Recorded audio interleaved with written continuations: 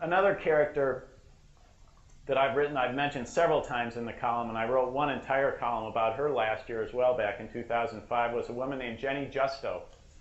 And she was known as the Queen of the Bootleggers.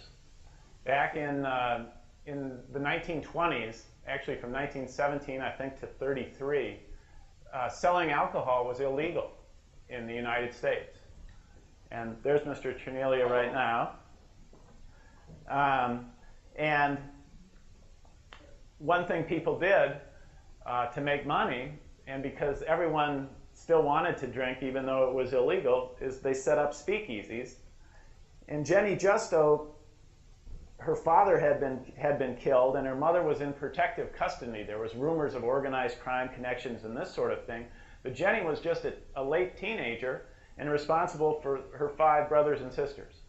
And so she set up a speakeasy in the Greenbush neighborhood, and it became, and she became known as the Queen of the Bootleggers, even mentioned in a government report on organized crime. She spent 1 year in prison, and there was a great picture that we ran with my column up on the Wisconsin Historical Society website of her mom sort of sending her off by train to Milwaukee to go to jail for a year.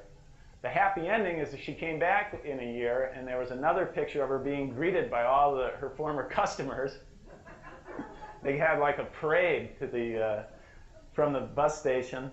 And further good news, Prohibition was repealed, and Jenny Justo opened a legitimate restaurant, and eventually married an athlete, a famous athlete in Madison named Arthur Bromhall. They sort of were the Joe and Marilyn, Joe DiMaggio and Marilyn Monroe of Madison in that day. And the place they ended up running and called Justo's became very, very popular. It was on University Avenue.